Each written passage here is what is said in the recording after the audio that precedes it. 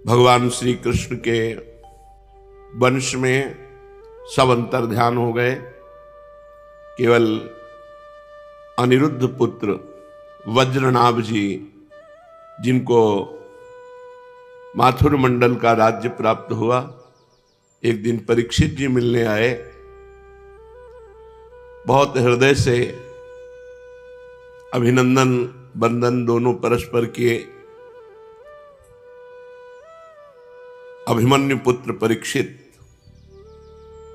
और अनिरुद्ध पुत्र वज्रनाभ, ये दोनों महापुरुष ही हैं, दोनों भगवान के लाडिले हैं। गर्भ में परीक्षित जी का अत्यंत सौभाग्य कि भगवान का साक्षात्कार गर्भ में ही किया, और वज्रनाभ तो भगवान की गोद में ही खेले। पर वज्रनाभ जी को हृदय में चुभ रहा था कि ये ब्रजमंडल सब अंतर ध्यान हो चुके हैं, तो मैं किस पर राज्य करूं? यहां की प्रजा कहां चली गई? तब परीक्षित जी ने महामहिम त्रिकालज्ञ सर्वदर्शी सांडिल्य ऋषि को बुलाया और उनसे उपदेश दिलवाया। तब सांडिल्य ऋषि जी ने जो कल उपदेश किया सुना था, सांडिल्य ऋषि ने कहा, भगवान की कृपा से तुम्हारे हृदय में यहां की दिव्य लीला स्थली स्फुरित हो जाएगी। भगवान श्री कृष्ण ने जहां जैसी लीला की है, उसके अनुसार उस स्थान का नाम रखकर तुम अनेकों गांव बसाओ और इस प्रकार दिव्य ब्रज भूमि का भली भांत सेवन करते रहो। गोवर्धन, दीर्घपुर, डींग, मथुरा, महावन गोकुल, नंदीग्राम नंदगांव, बृहत्सानु बरसाना, यहां तुम्हें अपनी छावनी बनवानी चाहिए। उन स्थानों में रहकर भगवान की लीला के स्थल, नदी, पर्वत, घाटी, सरोवर और कुंड तथा कुंजवन आदि का सेवन करते रहना चाहिए। ऐसा करने से तुम्हारे राज्य में प्रजा बहुत ही संपन्न होगी और तुम भी अत्यंत प्रसन्न रहोगे। ध्यान रखो, ये ब्रजभूमि 84 कोष सच्चिदानंदमयी है, अतः तुम्हें प्रयत्न पूर्वक इस ब्रजभूमि का ही सेवन करना चाहिए। मैं आशीर्वाद देता हूं, मेरी कृपा से भगवान की लीला के जितने भी स्थल हैं, सबकी तुम्हें ठीक ठीक पहचान हो जाएगी। वज्रनाभ, इस ब्रजभूमि का सेवन करते रहने से तुम्हें किसी दिन महात्मा उद्धव जी मिल जाएंगे, फिर तो अपनी माताओं सहित तुम उन्हीं से इस ब्रजभूमि का तथा भगवान की लीला का रहस्य भी जान लोगे। मुनिवर सांडल्य जी उन दोनों को इस प्रकार समझा बुझाकर भगवान श्री कृष्ण का स्मरण करते हुए अपने आश्रम चले गए। उनकी बातें सुनकर राजा परीक्षित और वज्रनाभ दोनों बहुत प्रसन्न हुए। शौनकादि ऋषियों ने सूत जी से पूछा कि अब ये बतलाइए कि परीक्षित और वज्रनाभ को जब इस प्रकार आदेश देकर सांडिल्य मुनि अपने आश्रम को लौट गए, तो उन दोनों राजाओं ने कैसे कैसे और कौन कौन सा काम किया? सूत जी कहने लगे, तदनंतर महाराज परीक्षित इंद्रप्रस्थ से दिल्ली, जिसे इंद्रप्रस्थ कहते हैं उसे अब दिल्ली कहते हैं, हजारों बड़े बड़े सेठों को बुलवाकर मथुरा में रहने की जगह दी। इनके अतिरिक्त सम्राट परीक्षित ने मथुरा मंडल के ब्राह्मणों तथा प्राचीन वानरों को, जो भगवान के बड़े ही प्रेमी थे, और यथा योग्य सबको वास दिया। पशु पक्षियों की सब व्यवस्था की। इस प्रकार राजा परीक्षित की सहायता और महर्षि सांडिल्य की कृपा से वज्रनाभ ने क्रमशः उन सभी स्थानों की खोज की जहां भगवान श्री कृष्ण अपने प्रेमी गोप गोपियों के साथ नाना प्रकार की लीलाएं करते थे। लीला स्थानों का ठीक ठीक निश्चय हो जाने पर उन्होंने वहां वहां की लीला के अनुसार उस स्थान का नामकरण किया। भगवान के लीला विग्रहों की स्थापना की तथा उन स्थानों पर अनेकों गांव बसाए। स्थान स्थान पर भगवान के नाम से कुंड और कुएं खुदवाए, कुंज और बगीचे लगवाए शिव आदि देवताओं की स्थापना की। गोविंद देव, हरिदेव, केशव देव, ऐसे विग्रह स्थापित किए। इन शुभ कर्मों के द्वारा वज्रनाभ ने अपने राज्य में सब और एकमात्र श्री कृष्ण भक्ति का प्रचार किया और बड़े आनंदित हुए। उनके प्रजाजनों को भी बड़ा आनंद था। वे सदा भगवान के मधुर नाम और लीलाओं के कीर्तन में संलग्न हो परमानंद के समुद्र में डूबे रहते थे और सदा ही वज्रनाभ के राज्य की प्रशंसा किया करते थे। एक दिन भगवान श्री कृष्ण की विरह वेदना से व्याकुल जो भगवान की 16,000 रानियां थी, जो प्रधान 8 रानियां थी, वो तो तत्काल प्राण त्याग दिए। ये सुना भगवान अंतर्ध्यान हो गए, तो जो 8 रानियां थी वो तत्काल अंतर्ध्यान हो गई। कोई अग्नि में प्रवेश कर गया, किसी के प्राण छूट गए। 16,000 जो रानियां थी, इनको बहुत विरह वेदना भगवान श्री कृष्ण की।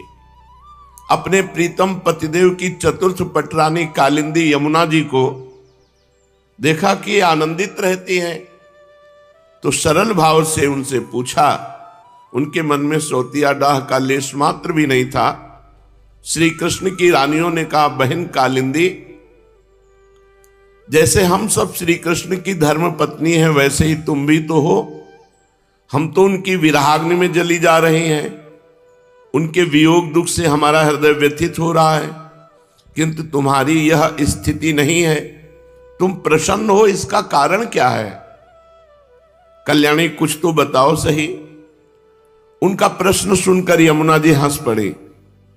साथ ही ये सोचकर कि मेरे प्रीतम की पत्नी होने के कारण ये भी मेरी ही बहनें हैं, पिघल गई। उनका हृदय दया से द्रवित हो उठा। अतः वे इस प्रकार कहने लगी। यमुना जी ने कहा, अपनी आत्मा में ही रमण करने के कारण भगवान श्री कृष्ण आत्मा राम है और भगवान श्री कृष्ण की आत्मा है श्री राधा जी। मैं राधा दासी की पदवी प्राप्त कर चुकी हूं। दासी की भांति मैं राधा जी की सेवा करती रहती हूं और उनकी सेवा का ही ये प्रभाव है कि विरह हमारा स्पर्श नहीं कर पाता। भगवान श्री कृष्ण की जितनी भी रानियां हैं, सब के सब श्री राधा जी के ही अंश का विस्तार है। भगवान श्री कृष्ण और राधा सदा एक दूसरे के सम्मुख रहते हैं। उनका परस्पर नित्य संयोग है। इसलिए राधा के स्वरूप में अंशता विद्यमान जो श्री कृष्ण की अन्य रानियां हैं, उनको भी भगवान का नित्य संयोग प्राप्त है। स एव सास सैवास्ति वंशी तत्प्रेम रूपिका श्री कृष्ण नख चंद्राली संगा चंद्रावली स्मृता। जो श्री कृष्ण है, स एव सा स सैवास्ति वंशी तत्प्रेम रूपिका। जो श्री कृष्ण है वही राधा है, जो राधा है वही श्री कृष्ण है, और उन दोनों का प्रेम ही वंशी है। इसलिए हमारे यहां हित शब्द का प्रयोग, हित माने प्रेम। राधा की प्यारी सखी श्री कृष्ण चरणों के नख रूपी चंद्रमाओं की सेवा में आसक्त रहने के कारण ही चंद्रावली नाम से कही जाती है। श्री राधा और श्री कृष्ण की सेवा में उसकी बड़ी लालसा, बड़ी लगन है। इसीलिए वो कोई दूसरा स्वरूप धारण नहीं करती। मैंने यही श्री राधा में ही रुक्मिणी आदि का समावेश देखा है। सब समा गई किशोरी जू में रुक्मिणी आदि। तुम लोगों का भी सर्वांश में श्री कृष्ण के साथ वियोग नहीं हुआ, किंतु तुम इस रहस्य को इस रूप में जानती नहीं हो, इसलिए इतनी व्याकुल हो रही हो। इसी प्रकार पहले भी जब अक्रूर श्री कृष्ण को नंदगांव से मथुरा ले आए थे, उस अवसर पर जो गोपियों को श्री कृष्ण से विरह की प्रतीति हुई थी, वो भी वास्तविक विरह नहीं, केवल विरह का आभास था। इस बात को जब तक वे नहीं जानती थी तब तक उन्हें बड़ा कष्ट था। फिर जब उद्धव जी ने आकर उनका समाधान किया तब वे इस बात को समझ सकी। यदि तुम्हें भी उद्धव जी का सत्संग प्राप्त हो जाए तो तुम सब भी अपने प्रीतम श्री कृष्ण के साथ नित्य विहार सुख का अनुभव करेंगी, नित्य विहार सुख को प्राप्त कर लेंगी। सूत जी कहते, ऋषिगणों, जब यमुना जी ने इस प्रकार समझाया तब श्री कृष्ण की पत्नियां सदा प्रसन्न रहने वाली यमुना जी से पुनः बोली। उस समय उनके हृदय में इस बात की बड़ी लालसा थी कि किसी उपाय से उद्धव जी का दर्शन हो जाए, जिससे हमें अपने प्रीतम के नित्य संयोग का सौभाग्य प्राप्त हो सके। श्री कृष्ण पत्नियों ने कहा, सखी यमुना जी, तुम्हारा ही जीवन धन्य है, क्योंकि तुम्हें कभी भी अपने प्राणनाथ के वियोग का दुख नहीं भोगना पड़ता।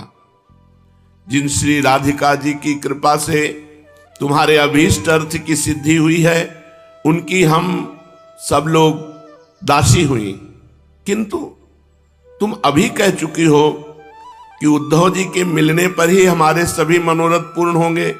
इसलिए कालिंदी जी, अब ऐसा कोई उपाय बताओ जिससे उद्धव जी भी शीघ्र ही मिल जाएं। सूत जी कहते हैं, शौनकादि ऋषियों, श्री कृष्ण की रानियों ने जब यमुना जी से इस प्रकार कहा तब वे भगवान श्री कृष्णचंद्र की 16 कलाओं का चिंतन करती हुई उनसे कहने लगी। यमुना जी ने कहा कि जब भगवान श्री कृष्ण अपने परम धाम को पधारने लगे तब उन्होंने अपने मंत्री उद्धव से कहा, उद्धव, साधना करने की भूमि है बद्रिकाश्रम, अतः अपनी साधना पूर्ण करने के लिए तुम बद्रिकाश्रम जाओ।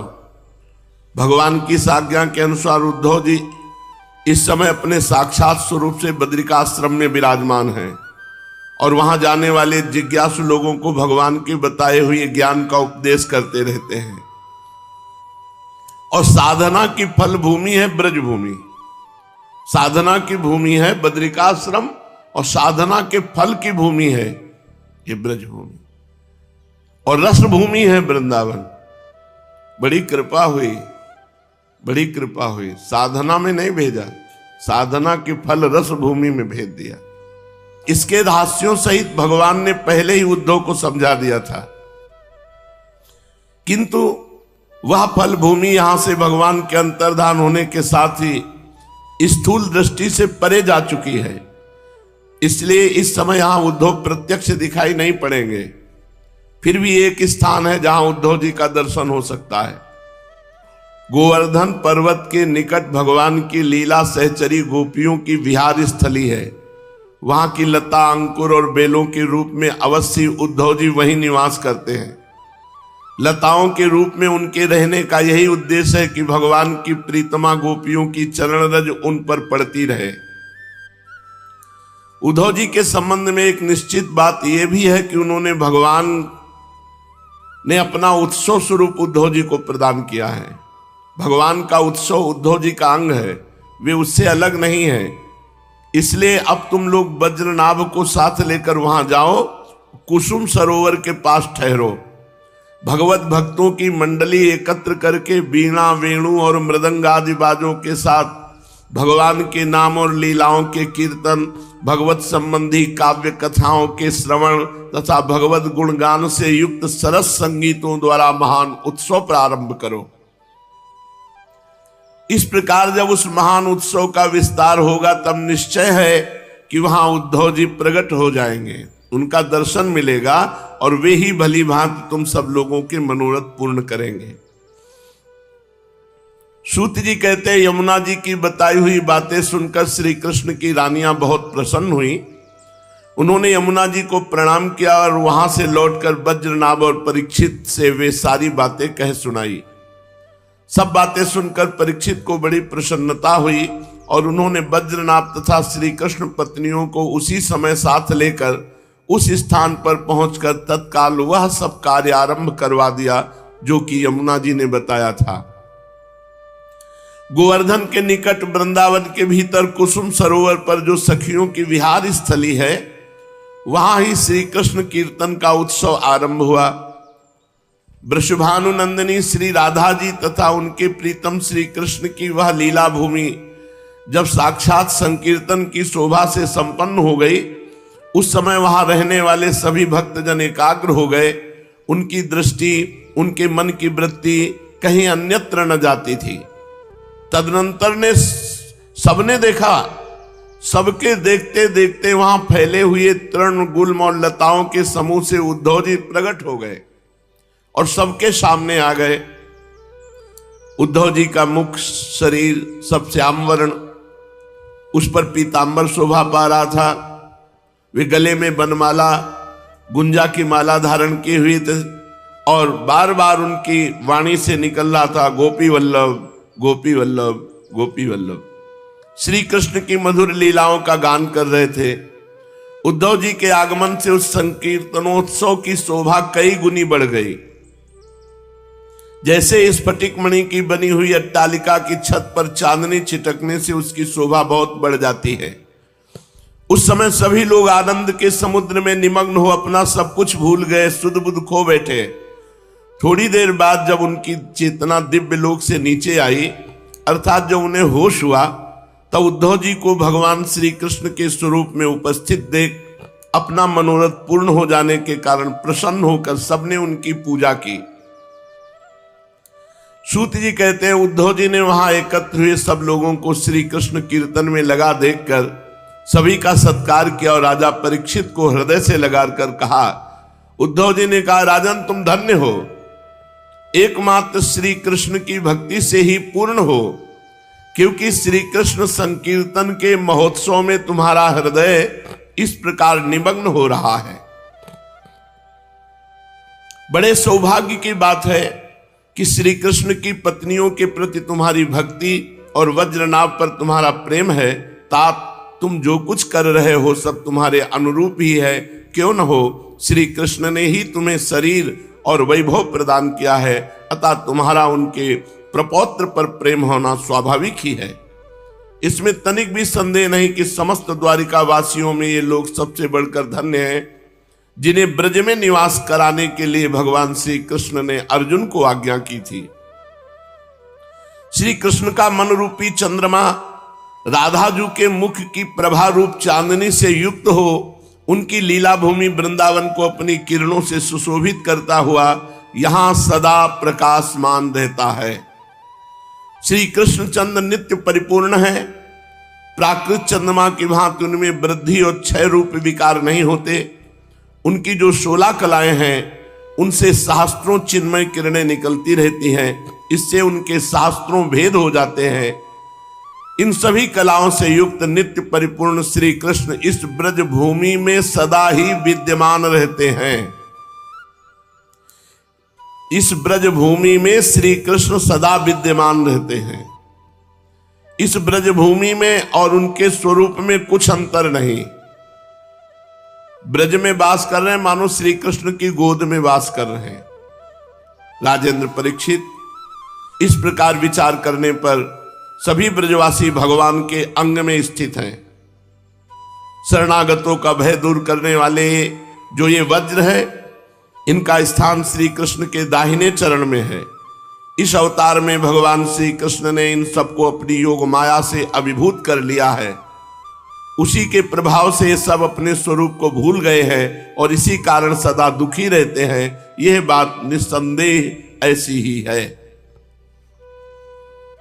श्री कृष्ण का प्रकाश प्राप्त हुए बिना किसी को भी अपने स्वरूप का बोध नहीं हो सकता। जीवों के अंतःकरण में जो श्री कृष्ण तत्व का प्रकाश है उस पर सदा माया का पर्दा पड़ा रहता है। 28वें द्वापर के अंत में जब भगवान श्री कृष्ण स्वयं ही सामने प्रकट होकर अपनी माया का पर्दा उठा लेते हैं, उस समय जीवों को उनका प्रकाश प्राप्त होता है। किंतु अब वो समय तो बीत गया, इसलिए उनके प्रकाश की प्राप्ति के लिए अब दूसरा उपाय बतलाया जा रहा है। सुनो, 28वें द्वापर के अतिरिक्त समय में यदि कोई श्री कृष्ण तत्व का प्रकाश पाना चाहे तो वो है श्रीमद् भागवत महापुराण। श्रीमद् भागवत से ही प्राप्त हो सकता है। भगवान के भक्त जहां जब कभी श्रीमद् भागवत शास्त्र का कीर्तन और श्रवण करते हैं, वहां उस समय भगवान श्री कृष्ण साक्षात रूप से विराजमान रहते हैं। जहां श्रीमद् भागवत के एक या आधे श्लोक का ही पाठ होता है, वहां भी श्री कृष्ण अपनी प्रीतमा गोपियों के साथ विद्यमान रहते हैं।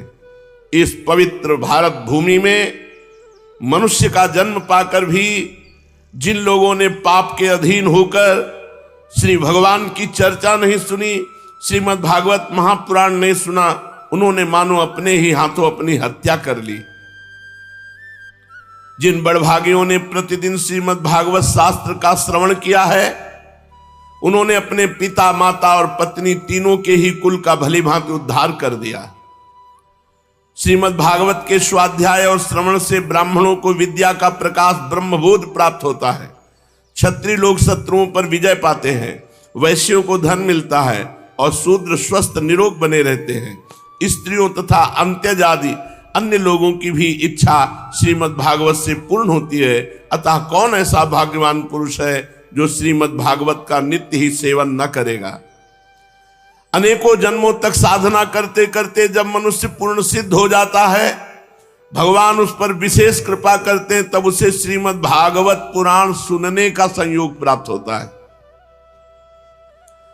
भागवत से भगवान का प्रकाश मिलता है, जिससे भगवत भक्ति उत्पन्न होती है।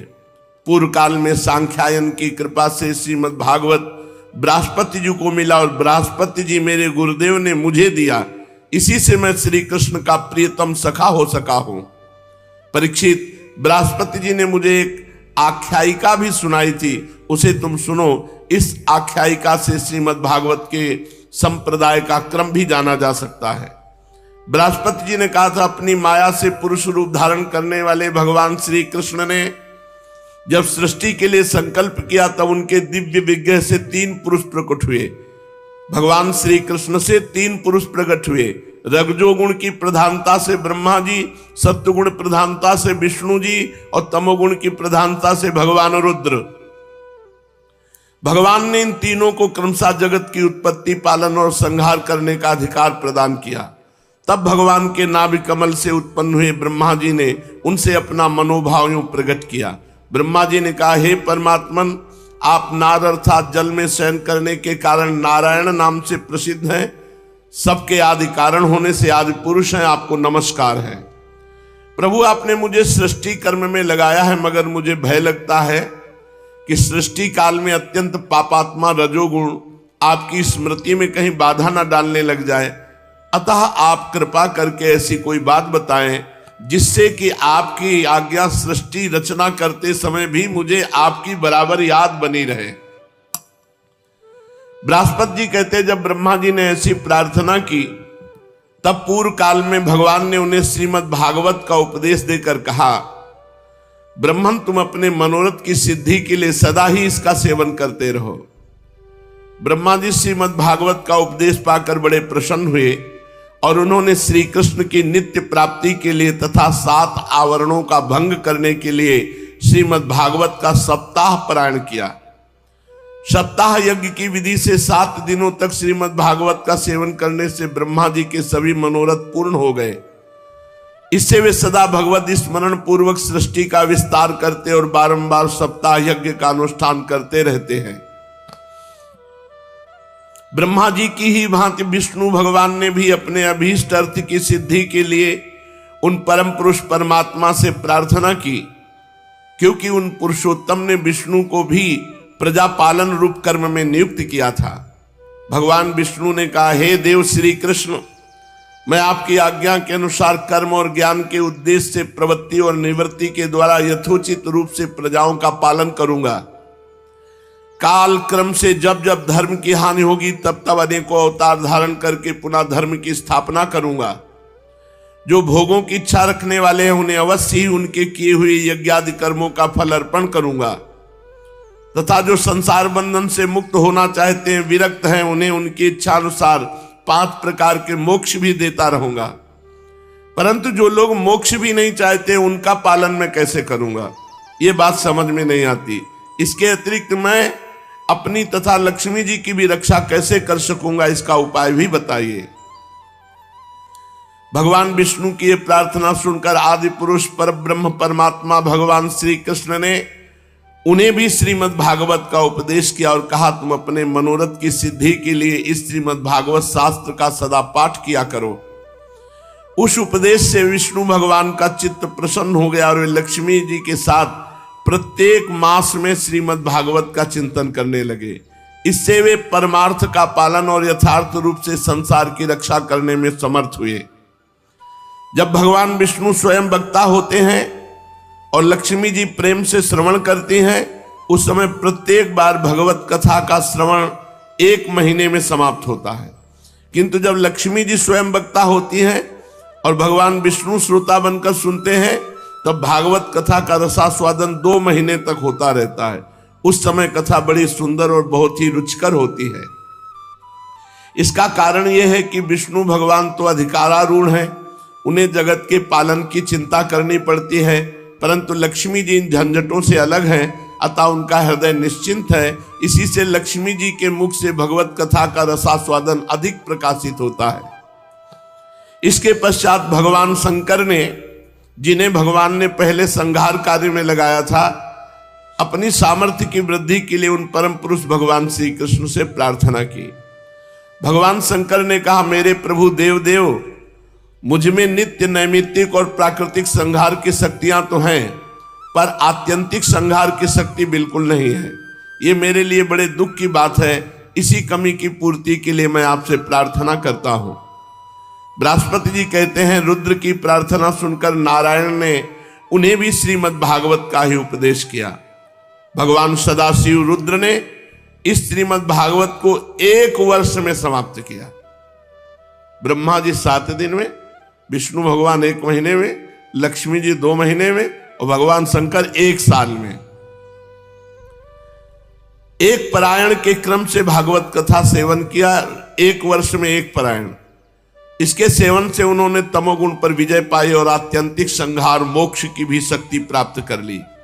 उद्धव जी कहते हैं, श्रीमद् भागवत के महात्म्य के संबंध में आख्यायिका मैंने अपने गुरु श्री बृहस्पति जी से सुनी और उनसे भागवत का उपदेश प्राप्त कर उनके चरणों में प्रणाम करके मैं बहुत ही आनंदित हुआ। तत्पश्चात भगवान विष्णु की रीति स्वीकार करके मैंने भी 1 मास तक श्रीमद् भागवत कथा का भली भांति रसास्वादन किया। उतने से ही मैं भगवान श्री कृष्ण का प्रीतम सखा हो गया। इसके पश्चात भगवान ने मुझे ब्रज में अपनी प्रीतमा गोपियों की सेवा में नियुक्त किया। यद्यपि भगवान अपनी लीला परिकरों के साथ नित्य विहार करते रहते हैं, इसलिए गोपियों का श्री कृष्ण से कभी भी वियोग नहीं होता, तथापि जो भ्रम से विरह वेदना का अनुभव कर रही थी, उन गोपियों के प्रति भगवान ने मेरे मुख से भागवत का संदेश कहलाया। उस संदेश को अपनी बुद्धि के अनुसार ग्रहण करके गोपियां तुरंत ही विरह वेदना से मुक्त हो गईं। मैं भागवत के इस रहस्य को तो नहीं समझ सका, किंतु मैंने उसका चमत्कार प्रत्यक्ष देखा। इसके बहुत समय के बाद जब ब्रह्मादि देवता आकर भगवान से अपने परम धाम में पधारने की प्रार्थना करके चले गए, उस समय पीपल के वृक्ष की जड़ के पास अपने सामने खड़े हुए मुझे भगवान ने श्रीमद् भागवत विषयक उस रहस्य का स्वयं ही उपदेश किया और मेरी बुद्धि में उसका दृढ़ निश्चय करा दिया। उसी के प्रभाव से मैं बद्रिकाश्रम में रहकर भी यहां ब्रज की लताओं और बेलों में निवास करता हूं। उसी के बल से यहां नारद कुंड पर सदा स्वेच्छानुसार विराजमान रहता हूं। भगवान के भक्तों को श्रीमद् भागवत के सेवन से श्री कृष्ण तत्व का प्रकाश प्राप्त हो सकता है। इस कारण यहां उपस्थित हुए इन सभी भक्तजनों के कार्य की सिद्धि के लिए मैं श्रीमद् भागवत का पाठ करूंगा, किंतु इस कार्य में तुम्हें ही सहायता करनी पड़ेगी। सूत जी कहते हैं, सुनकर राजा परीक्षित उद्धव जी को प्रणाम करके उनसे बोले। परीक्षित जी ने कहा, हरिदास उद्धव जी, आप निश्चिंत होकर श्रीमद् भागवत कथा कीर्तन करें। इस कार्य में मुझे जिस प्रकार सहायता करनी आवश्यक हो उसके लिए आज्ञा दें। सूत जी कहते हैं, परीक्षित का ये वचन सुनकर उद्धव जी मन ही मन बहुत प्रसन्न हुए और बोले। उद्धव जी ने कहा, राजन, भगवान श्री कृष्ण ने जब से इस पृथ्वी तल का परित्याग कर दिया है, तब से यहां अत्यंत बलवान कलयुग का प्रभुत्व हो गया है। जिस समय यह शुभ अनुष्ठान यहां आरंभ हो जाएगा, भगवान की महामहिमामयी लीला कथा शुरू होगी, बलवान कलयुग अवश्य इसमें बहुत बड़ा विघ्न डालेगा। इसलिए तुम दिग्विजय के लिए जाओ और कलयुग को जीत कर अपने वश में करो। इधर मैं तुम्हारी सहायता से वैष्णवी रीति का सहारा लेकर 1 महीने तक यहां श्रीमद् भागवत कथा का रसास्वादन कराऊंगा और इस प्रकार भागवत कथा के रस का प्रसार करके इन सभी श्रोताओं को भगवान मधुसूदन के नित्य गोलोक धाम में पहुंचाऊंगा। सूत जी कहते हैं, उद्धव जी की बात सुनकर राजा परीक्षित पहले तो कलयुग पर विजय पाने के विचार से बड़े ही प्रसन्न हुए, परंतु पीछे यह सोचकर कि मुझे भागवत कथा के श्रवण से वंचित ही रहना पड़ेगा, चिंता से व्याकुल हो उठे। उस समय उन्होंने उद्धव जी से अपना अभिप्राय इस प्रकार प्रकट किया। राजा परीक्षित ने कहा, हे तात, आपकी आज्ञा के अनुसार तत्पर होकर मैं कलयुग को तो अवश्य अपने वश में करूंगा, मगर श्रीमद् भागवत की प्राप्ति मुझे कैसे होगी? मैं भी आपके चरणों की शरण में आया हूं, अतः मुझ पर भी आपको अनुग्रह करना चाहिए। सूत जी कहते हैं, उनके इस वचन को सुनकर उद्धव जी पुनः बोले। उद्धव जी ने कहा, राजन, तुम्हें तो किसी भी बात के लिए किसी प्रकार चिंता नहीं करनी चाहिए, क्योंकि इस भागवत शास्त्र के प्रधान अधिकारी तो तुम ही हो। संसार के मनुष्य नाना प्रकार के कर्मों में रचे पुचे हुए हैं। ये लोग आज तक प्रायः भागवत श्रवण की बात भी नहीं जानते। तुम्हारे ही प्रसाद से इस भारतवर्ष में रहने वाले अधिकांश मनुष्य श्रीमद् भागवत कथा की प्राप्ति होने पर शाश्वत सुख प्राप्त करेंगे। महर्षि भगवान श्री सुखदेव जी साक्षात नंद नंदन श्री कृष्ण के स्वरूप हैं, वे ही तुम्हें श्रीमद् भागवत की कथा सुनाएंगे, इसमें तनिक भी संदेह की बात नहीं है। राजन, उस कथा के श्रवण से तुम ब्रजेश्वर श्री कृष्ण के नित्य धाम को प्राप्त करोगे। इसके पश्चात इस पृथ्वी पर श्रीमद् भागवत का प्रचार होगा। अतः राजेंद्र परीक्षित, तुम जाओ और कलयुग को जीत कर अपने वश में करो। सूत जी कहते हैं, उद्धव जी के इस प्रकार कहने पर राजा परीक्षित ने उनकी परिक्रमा करके उन्हें प्रणाम किया और दिग्विजय के लिए चले गए। इधर वज्र ने भी अपने पुत्र प्रतिबाहु को अपनी राजधानी मथुरा का राजा बना दिया और माताओं को साथ लेकर उसी स्थान पर जहां उद्धव जी प्रकट हुए थे जाकर श्रीमद् भागवत सुनने की इच्छा से रहने लगे। तदनंतर उद्धव जी ने वृंदावन में गोवर्धन पर्वत के निकट 1 महीने तक श्रीमद् भागवत कथा के रस की धारा बहाई। उस रस का आस्वादन करते समय प्रेमी श्रोताओं की दृष्टि में सब ओर भगवान की सच्चिदानंदमयी लीला प्रकाशित हो गई और सर्वत्र श्री कृष्णचंद्र का साक्षात्कार होने लगा।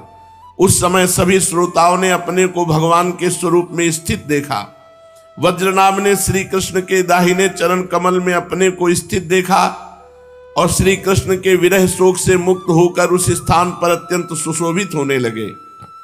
वज्रनाभ की वे रोहिणी आदि माताएं भी रास की रजनी में प्रकाशित होने वाले श्री कृष्ण रूपी चंद्रमा के विग्रह में अपने को कला और प्रभा के रूप में स्थित देख बहुत ही विस्मित हुई तथा अपने प्राण प्यारे की विरह वेदना से छुटकारा पाकर उनके परम धाम में प्रविष्ट हो गए। इनके अतिरिक्त जो भी श्रोतागण वहां उपस्थित थे वे सभी भगवान की नित्य अंतरंग लीला में सम्मिलित होकर इस स्थूल व्यवहारिक जगत से तत्काल अंतर्धान हो गए। वे सभी सदा ही गोवर्धन पर्वत के कुंज और झाड़ियों में, वृंदावन काम्य वन आदि वनों में तथा वहां की दिव्य गौओं के बीच में श्री कृष्ण के साथ विचरते हुए अनंत आनंद का अनुभव करते रहते हैं। जो लोग श्री कृष्ण के प्रेम में मगन हैं उन भावुक भक्तों को उनके दर्शन भी होते हैं। सूत जी कहते हैं, जो लोग इस भगवत प्राप्ति की कथा को सुनेंगे और कहेंगे उन्हें निश्चित भगवान मिल जाएंगे और उनके दुखों का सदा के लिए अंत हो जाएगा। शौनकादि ऋषियों ने कहा, सूत जी आपने हम लोगों को बहुत अच्छी बात बताई, आपकी आयु बढ़े, आप चिरजीवी हों और चिरकाल तक हमें इसी प्रकार भगवान की कथा सुनाते रहें। आज हम लोगों ने आपके मुख से श्रीमद् भागवत का पूर्व महात्म्य सुना है। सूत जी अब इस समय आप हमें यह बताइए कि श्रीमद् भागवत का स्वरूप क्या है, उसका प्रमाण, उसकी श्लोक संख्या कितनी है, किस विधि से उसका श्रवण करना चाहिए तथा श्रीमद् भागवत के वक्ता और श्रोता के क्या लक्षण हैं, अभिप्राय ये कि उसके वक्ता और श्रोता कैसे होने चाहिए। सूत जी कहते हैं, ऋषिगण श्रीमद् भागवत और श्री भगवान का स्वरूप सदा एक ही है और वो है सच्चिदानंदमय। भगवान श्री कृष्ण में जिनकी लगन लगी है उन भावुक भक्तों के हृदय में जो भगवान के माधुर्य भाव को अभिव्यक्त करने वाला, उनके दिव्य माधुर्य रस का आस्वादन कराने वाला सर्वोत्कृष्ट वचन है, उसे श्रीमद् भागवत समझो। जो वाक्य ज्ञान विज्ञान भक्ति एवं इनके अंगभूत साधन चतुष्टय को प्रकाशित करने वाला है तथा जो माया का मर्दन करने में समर्थ है, उसे भी तुम श्रीमद् भागवत समझो। श्रीमद् भागवत अनंत अक्षर स्वरूप है, इसका नियत प्रमाण भला कौन जान सकता है। पूर्व काल में भगवान विष्णु ने ब्रह्मा जी के प्रति 4 श्लोकों में इसका दिग्दर्शन मात्र कराया था। हे विप्रगण, इस भागवत की अपार गहराई में डुबकी लगाकर इसमें से अपनी अभीष्ट वस्तु को प्राप्त करने में केवल ब्रह्मा विष्णु और शिव आदि ही समर्थ है, दूसरे नहीं। परंतु जिनकी बुद्धि आदि वृत्तियां परिमित हैं, ऐसे मनुष्यों का हित साधन करने के लिए श्री व्यास जी ने परीक्षित और सुखदेव जी के संवाद के रूप में जिसका गान किया है, उसी का नाम श्रीमद् भागवत है। इस ग्रंथ की श्लोक संख्या 18,000 है। इस भवसागर से जो प्राणी कली रूपी ग्राह से ग्रस्त हो रहे हैं, उनके लिए वह श्रीमद् भागवत ही सर्वोत्तम सहारा है। अब भगवान श्री कृष्ण की कथा का आश्रय लेने वाले श्रोताओं के वर्णन करते हैं। श्रोता 2 प्रकार के होते हैं, प्रवर और अवर। प्रवर माने उत्तम और अवर माने अधम। प्रवर उत्तम श्रोता वो हैं जो 4 प्रकार के हैं, चातक, हंस, शुक, मीन। और अधम जो श्रोता है, वृक, भुरुंड, वृष, उष्ट्र। ये 4 प्रकार के उत्तम श्रोता और 4 प्रकार के अधम श्रोता। अब उत्तम श्रोता सुनिए 4 प्रकार के। पहला है चातक। चातक कहते पपीहे को। जैसे बादल से बरसते हुए जल में ही स्पृहा रखता है पपीहा, दूसरे जल को छूता नहीं, उसी प्रकार जो श्रोता अपने कानों का नियम बना लेता केवल भगवान की चर्चा सुननी बस। और जैसे चातक केवल आकाश की तरफ, मेघ की तरफ देखता है, ऐसे वक्ता के मुख तरफ देखते हुए एक एक शब्द पान करता है, केवल भगवान की चर्चा। वो उत्तम चातक श्रोता है। जैसे हंस दूध के साथ मिलकर एक हुए जल से निर्मल दूध को ग्रहण करता, पानी को छोड़ देता है, उसी प्रकार जो श्रोता अनेकों शास्त्रों का श्रवण करके उसमें से सार भाग अलग करके ग्रहण करता है, उसे हंस श्रोता कहते हैं। और जिस प्रकार भली भांति पढ़ाया हुआ तोता अपनी मधुर वाणी से शिक्षकों को तथा पास आने वाले दूसरे लोगों को भी प्रसन्न करता है, उसी प्रकार जो श्रोता कथावाचक व्यास के मुंह से उपदेश सुनकर उसे सुंदर और परिमित वाणी में पुनः दूसरों को सुनाता है और व्यास एवं अन्य श्रोताओं को अत्यंत आनंदित करता है, वो सुख श्रोता कहलाता है। चातक, हंस, शुक। और जैसे क्षीर सागर में मछली मौन रहकर अपलक आंखों से देखती हुई सदा दुग्ध पान करती रहती है, उसी प्रकार जो वक्ता के मुख को निर्निमेष नयनों से देखता हुआ एक एक शब्द पान करता रहता है, वो मीन श्रोता कहा गया है। ये उत्तम श्रोता बताए गए। अब अधम श्रोता ब्रिक। ब्रिक कहते भेड़िए को। जैसे भेड़िया वन के भीतर वेणु की मीठी आवाज सुनने में लगे हुए मृगों को डराने की भयानक गर्जना करता है, वैसे ही जो मूर्ख श्रोता शांत समाज में चीख देता है, खांस देता है, वो भेड़िए। सबका चित्त एकदम, अगर खांसना है तो कपड़ा इकट्ठा करो, मुंह में ठांस के खांसो, आवाज जोर ना जाए। कोई कोई ऐसे नहीं होते, वो तो कई बार कह चुके इसलिए नहीं, ऐसे खांसते हैं कि जैसे उनका पर्सनल बाथरूम हो। सत्संग हाल है, हजारों लोग बैठे हुए हैं, बहुत वो डराने वाली गर्जना। वैसे ही मूर्ख श्रोता, श्रोताओं को उद्विग्न करने की चेष्टा, बीच बीच में जोर से बोल उठना नहीं, अगर ऐसा करता है तो वो ब्रिक श्रोता कहलाता है।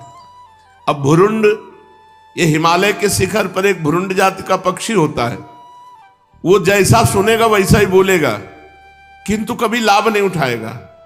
ऐसे ही जो भुरुंड जाति के श्रोता होते हैं, तो वो वक्ता की बात सुनते हैं और दूसरों को जाकर अपनी छाप लगा के सुनाते हैं, मानो बहुत ज्ञानी हो, और एक शब्द का लाभ नहीं लेंगे, वो केवल सुना दिया। वो भुरुंड जाति के श्रोता है। और वृष कहते हैं बैल को। जैसे बैल के सामने चाहे अंगूर डालो, चाहे कड़वी खली भूसा डालो, उसे कोई मतलब नहीं, उसको खाने से मतलब है। ये बैल जाति के श्रोता है। बैल कुछ भी नहीं पकड़ पाए, बैल की तरह बैठे रहे, सभी बातें सारा सार कोई मतलब नहीं उनको। उनकी बुद्धि अंधी होती है, असमर्थ होते हैं, ऐसे श्रोता वृष कहलाते हैं। और ऊंट श्रोता उष्ट। ये ऊंट आम नहीं खाता, नीम की पत्ती, बबूल के कांटे, बबूल ये उसको अच्छे लगते हैं। वो भगवान की कथा नहीं सुनेगा, वो बैठ करके दोष दर्शन करेगा। कथावाचक की हरकत, श्रोताओं की हरकत कोई खास तो नहीं था, जब निकलेगा तो निंदा ही करेगा। वो केवल वहां देखने जाते हैं कि आखिरकार राग रंग है क्या, और अपनी दृष्टि से वहां के दोष जो है ना होने पर भी दोषारोपण करके वो उनका वर्णन करते हैं। वो बबूल के कांटे चबाने वाले उष्ट के समान। और संसारी बातों को बड़ी एकाग्रता से सुनेंगे, कभी भी पूछ लो।